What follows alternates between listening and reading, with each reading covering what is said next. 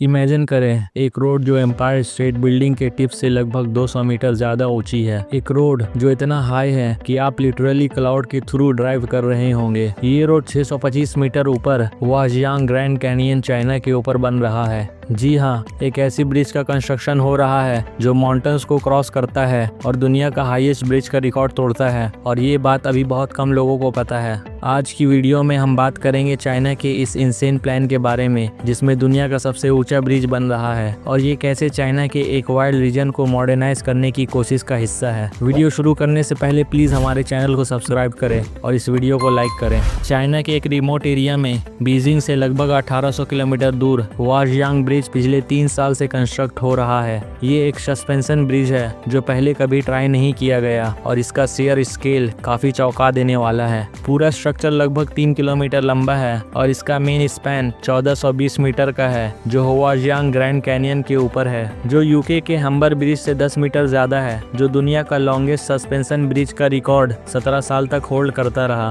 Bridge का deck canyon के base से 625 मीटर ऊपर है जो इसे दुनिया का सबसे ऊंचा ब्रिज बनाता है जब ये अगले साल ओपन होगा। ये पहले के रिकॉर्ड को 60 मीटर से तोड़ देगा। वर्कर को वायर पे चलते देखना ही डरा देने वाला है। मुझे हाइट से डर नहीं लगता, लेकिन इस जगह पे नो थैंक्स। वाजियांग ब्रिज को 2 मैसिव टावर सपोर्ट करते हैं। नॉर्थ साइड पर 262 मीटर का टावर है और साउथ साइड पर 205 मीटर का। ये टावर्स माउंटेन साइड पर बने हैं, कैनियन से हंड्रेड्स ऑफ मीटर्स ऊपर, और इनके साथ 9000 टन से ज्यादा का इनॉर्मस केबल्स ब्रिज को सपोर्ट करता है, बिल्कुल वैसे जैसे 2 ट्रीज एक हैमॉक को होल्ड करते हैं। इंजीनियरिंग के टर्म्स में ये ब्रिज इनक्रेडिबल है, पर ये एक वाइटल रीजनल इंफ्रास्ट्रक्चर भी है। ये लियू एनंग एक्सप्रेसवे का पार्ट है और कैनियन क्रॉस करने का ट्रेवल टाइम 90 मिनट से सिर्फ 2 मिनट तक ले आएगा। इसके अलावा वाजियांग ब्रिज में कुछ हिडन फीचर्स भी है जो इसे दूसरे मैसिव सस्पेंशन ब्रिज से अलग बनाते हैं। फीचर्स इतने हेवी है कि इंजीनियर्स को सपोर्ट ट्रूसेस का साइज इंक्रीज करना पड़ा।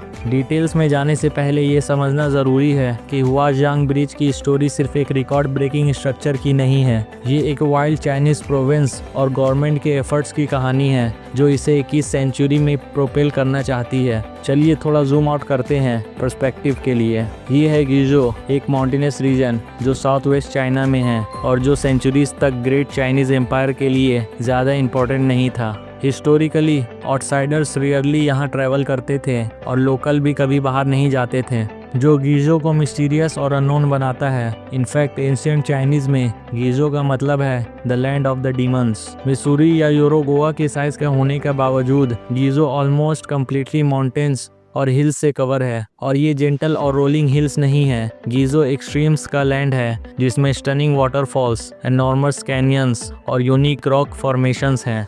जियोलॉजिकली बात करें तो ये सब कर्स्ट रीजन के फीचर्स हैं जो soft soluble rock like limestone से बनता है। कर्स्ट पानी से इजीली इरोड होते हैं और टाइम के साथ ये इंसेन लैंडस्केप बनाते हैं जो गिजो में देखने को मिलते हैं। ये साउथ चाइना के कर्स्ट का पार्ट है जो काफ़ी रीजन्स तक स्प्रेड है और यूनेस्को ने इसे अर्थ के ग्रेट लैंडस्केप्स में रिकॉग्नाइज किया है। हम ये कहना चाहते हैं कि गिजो इनहॉस्पिटेबल है। एक ओल्ड चाइनीज सेइंग इसे अच्छी तरह सम अप करती है। Gizo is a land where there are no 3 days without rain, no 3 fields without a mountain, and no 3 coins in any pockets।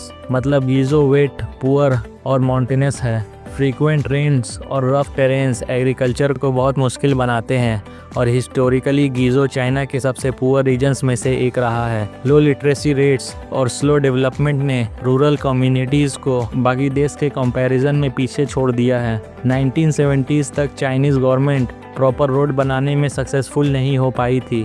2020 तक चाइना के पास 1,60,000 किलोमीटर से ज़्यादा हाईवेज थे जो यूएस को सरपास करके दुनिया का लॉन्गेस्ट एक्सप्रेसवे सिस्टम बना चुका है। अब चाइना डेवलपमेंट के नेक्स्ट स्टेज पर काम कर रहा है जिसमें छोटे सिटीज़ को नेशन वाइड कनेक्ट करना शामिल है। ट्रांसपोर्ट इंफ्रास्ट्रक्चर इकोनॉमिक ग्रोथ के लिए क्रूशियल है और चाइनीज़ गवर्नमेंट अपने रिमोट रीजन्स को कनेक्ट करने के लिए डिटरमाइंड है ताकि लोग, गुड्स और सर्विस एफिशिएंटली मूव कर सकें। और असली चाइनीज़ स्टाइल में डेवलपमेंट के रास्ते में कुछ भी नहीं आ रहा है, नॉट इवन गिजो के इम्पेनेट्रेबल माउंटेन्स। आज के टाइम में इस प्रोविंस के टाउन्स और सिटीज़ एक एक्सटेंसिव रोड नेटवर्क के जरिए कनेक्टेड हैं जिसमें कुछ एक्सप्रेसवेज पर 6 लेन ट्रैफिक तक की परमिशन है और ये सब पॉसिबल हुआ है ब्रिज की वजह से।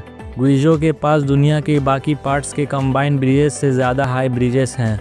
कॉन्टेक्स्ट देने के लिए, एक हाई ब्रिज का मतलब होता है जो 100 मीटर से ज़्यादा ऊंची हो, और गुइजो के पास 250 प्लस ऐसी ब्रिजेस हैं। इटली जो सेकेंड पोजीशन पर है, इसके पास सिर्फ 60 ब्रिजेस हैं। इनफैक्ट दुनिया के हाईएस्ट ब्रिजेस में से 3 इंक्लूडिंग दोस अंडर कंस्ट्रक्शन गुइजो में ही हैं। और सबसे क्रेजी बात तो ये है कि ये तीनों एक ही रिवर को क्रॉस करते हैं, बेपान, और इसके अलावा भी गुइजो के पास बहुत ब्रिजेस हैं। कोई भी रिवर दुनिया में बेपान के जितने रिकॉर्ड ब्रेकिंग ब्रिजेस नहीं रखता, और इसका रीज़न क्लियर है। ये रिवर हंड्रेड्स ऑफ किलोमीटर तक इनसेन कैनियंस के बीच फ्लो करता है और फिर नानपान रिवर के साथ मर्ज करके हांगवे बनाता है। गुइजो को बाकी कंट्रीज के साथ कनेक्ट करना मतलब बेपान और उसके मैसिव कैनियंस को मास्टर करना, and it's kind of working. Stunning sceneries की वजह से ये अब एक पॉपुलर टूरिस्ट डेस्टिनेशन बन गया है, और ये क्विकली एक नेशन हब बन रहा है बिग डेटा स्ट्रक्चर के लिए। जो कर्स्ट लैंडस्केप पहले गुइजो में कंस्ट्रक्शन को डिफिकल्ट बनाता था, वही अब इन्वेस्टमेंट अट्रैक्ट कर रहा है। डीप गॉर्जेस और कोल्ड विंड्स ह्यूज सर्वर्स के लिए कोल्ड एयर फनल करता है, जो उन्हें ओवर हीटिंग से बचाता है बिना एक्सपेंसिव कूलिंग इक्विपमेंट के। सिर्फ इतना ही नहीं, बल्कि रिवर्स की वजह से गुइजो हाइड्रो पावर फैसिलिटीज़ के लिए एक प्राइम लोकेशन है।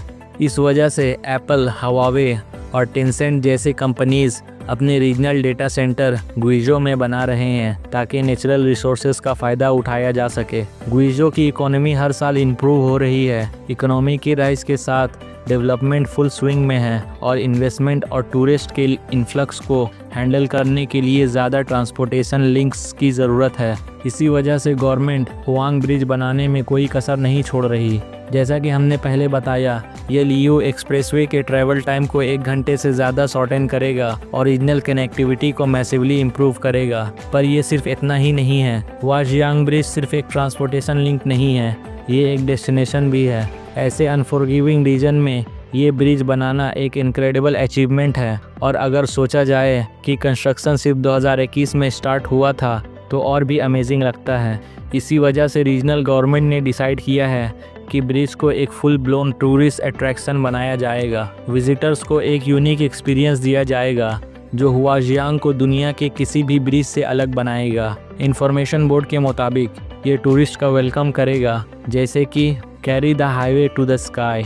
ब्रिज में जाने से पहले विजिटर्स एक state of the art visitor centre पर रुक सकेंगे, जहां उन्हें ब्रिज की कंस्ट्रक्शन और रीजन की हिस्ट्री के बारे में सीखने को मिलेगा। ऑन साइट प्राइवेट अकोमोडेशन भी होगा, जो ब्रिज और कैनियन के व्यू के साथ होगा, जहां गेस्ट रात भी बिता सकेंगे। कैनियन को एक अलग एंगल से देखने के लिए विजिटर एक ग्लास एलिवेटर ले सकेंगे, जो साउथ टावर के टॉप तक जाएगा। रोड के 180 मीटर ऊपर वहां एक बार और कैफ़े होगा, जहां लोग रिलैक्स करके व्यू का मज़ा ले सकेंगे।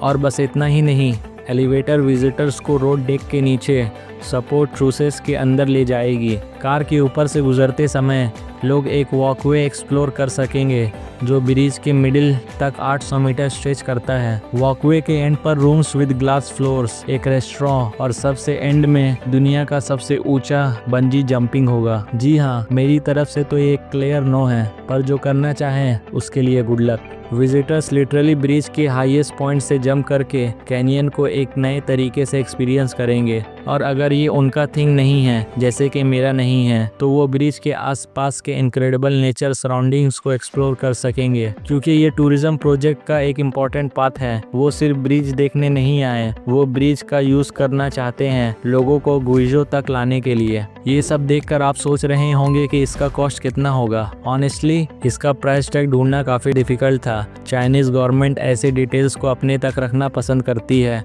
और वेस्टर्न मीडिया में कम इंटरेस्ट की वजह से हमें ज़्यादा कुछ पता नहीं चला। और बहुत छानबीन और स्टडीज़ के बाद हमें एक एस्टिमेट मिला। ब्रिज का कॉस्ट लगभग $280 मिलियन है, और अगर कंस्ट्रक्शन नेक्स्ट ईयर शेड्यूल के मुताबिक ख़त्म हो गया तो प्रोजेक्ट बजट में रह सकता है। और दोस्तों, आज के लिए इतना ही। अब मिलते हैं आपसे नेक्स्ट वीडियो में। वीडियो पूरा देखने के लिए थैंक्स। वीडियो पसंद आई तो इसे लाइक करें, शेयर करें, और ऐसे ही वीडियोज़ देखने के लिए हमारे चैनल को सब्सक्राइब करें। Good bye.